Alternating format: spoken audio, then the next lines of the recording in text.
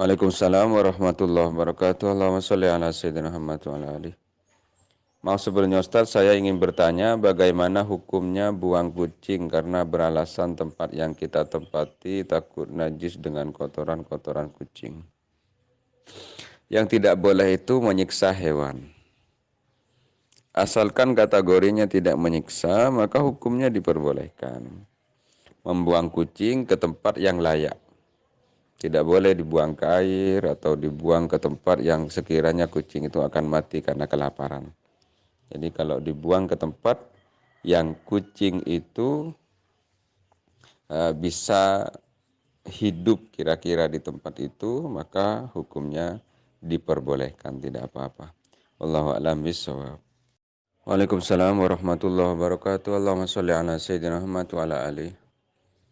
Ustadz, bagaimana hukumnya ketika kita menjual burung ke pasar, setelah seminggu kemudian burung itu kembali ke rumah dan untuk dikembalikan tidak tahu orang mana yang membeli, bagaimana hukumnya Ustadz? Tolong kalau bertanya pakai bahasa Indonesia karena takut ada yang tidak paham dari sebagian anggota grup. Yang kembali setelah dijual itu namanya barang temuan. Jadi dia statusnya milik orang lain. Maka silahkan disebarkan sebisa mungkin, bisa lewat WA dan sebagainya. Atau kalau ke pasar silahkan sebarkan itu, kasih bacaan di gerbong penjualannya, seumpamanya. Dan kalau memang sesuai waktu yang diperkirakan, burung itu dianggap hilang oleh pemiliknya, maka boleh. Yang pertama, dirawat. Nanti kalau ada yang mengaku, silakan dikembalikan. Yang kedua, boleh diambil, tapi dengan syarat kalau ada yang mengaku harus tetap dikembalikan. Referensinya Anda bisa baca kitab Fathul Qorib. Wallahu a'lam bishawab.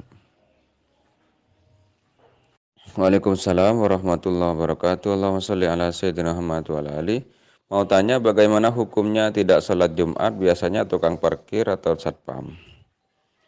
Kalau memang pekerjaan itu tidak bisa ditinggalkan karena sesuatu yang sangat mendesak dan sangat penting, maka tidak apa-apa tidak sholat Jumat karena ada dua mafsadat.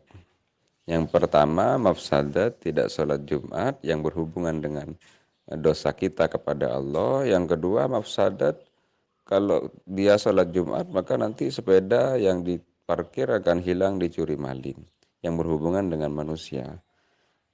Haknya Allah itu mabniun alal musamaha, terbangun atas kemurahan. Sedangkan hak adami, haknya manusia itu mabniun alal musahah, atas permusuhan. Maka yang dikorbankan adalah haknya Allah, karena Allah Maha Pengampun, manusia tidak. Di dalam kaidah fikih di mabadi awal ya disebutkan kalau ada dua mafsadat maka ambillah yang lebih ringan. Maka tidak apa-apa, diperbolehkan untuk tidak sholat Jumat. Wallahu a'lam bishawab. Wassalamualaikum warahmatullahi wabarakatuh. Allahumma sholli ala sayyidina Muhammad wa ala alihi. Hadis tentang melarang memberi bangunan di atas kuburan itu benar. Tetapi postingan ini salahnya dia bukan hadisnya, tetapi penafsirannya yang salah. Tidak membangun bangunan di atas kuburan ini sepakat ulama memang haram. Tapi Imam Saton Ad-Dimyati rahimahullah ta'ala di dalam kitab I'anatul Talibin memperbolehkan untuk orang-orang soleh, aulia, para nabi itu kuburannya dibangun. Kenapa? Untuk mempermudah ziarah. Jadi kalau urusannya untuk mempermudah ziarah, ada tabarruk di situ, maka hukumnya diperbolehkan untuk membangun bangunan di atasnya. Wallahu a'lam bishawab. Waalaikumsalam warahmatullahi wabarakatuh. Allahumma sholli ala sayyidina Muhammad wa ala ali. Apa hukumnya kotoran kelelawar? Kotoran kelelawar sama dengan kotoran yang lain, hukumnya najis. Jadi tidak dimakfu. Kenapa? Karena kotoran kelelawar adalah sesuatu yang tidak menyebabkan kesulitan untuk dijaga. Berbeda dengan kotoran cicak yang biasanya ada di musola dan memang agak sulit untuk dicegah ketika tidak ada plafon di atasnya. Kalau kotoran kelelawar maka tidak ada keterangan yang memakfukan kotoran kelelawar itu. Wallahu a'lam bishawab. Waalaikumsalam warahmatullahi wabarakatuh. Allahumma sholli ala sayyidina Muhammad wa ala ali. Izin bertanya, bagaimana pandang Ustaz melihat zikir yang dibaca bapak-bapak tersebut, apakah boleh zikir sampai kayak orang kesurupan gitu Pak Ustaz?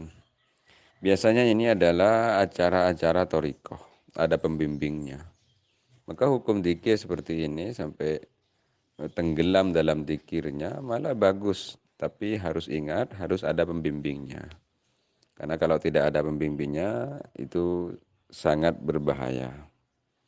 Wallahu a'lam bishawab.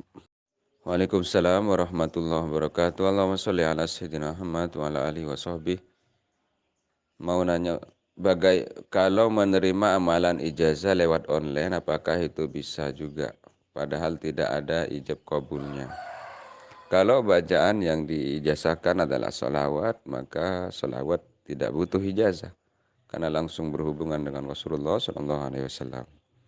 Tapi kalau doa-doa yang biasanya mengandung hal yang luar biasa seperti kekebalan dan sebagainya, maka jangan mengambilnya secara online kecuali teleponan langsung dengan pihak yang menijazahkan.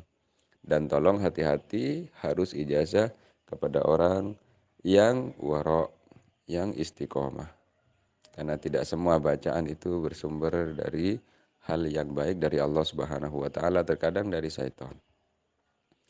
Jadi ijazah secara online, kalau memang syekhnya memang memutlakkan secara online itu, maka hukumnya diperbolehkan, tidak apa-apa. Banyak ijazah-ijazah online seperti Salawat Karimil Abe, Habib Jamal bin Toha Agil, atau Kiai Azaim juga terkadang memberikan ijazah secara online. Wallahu a'lam bishawab.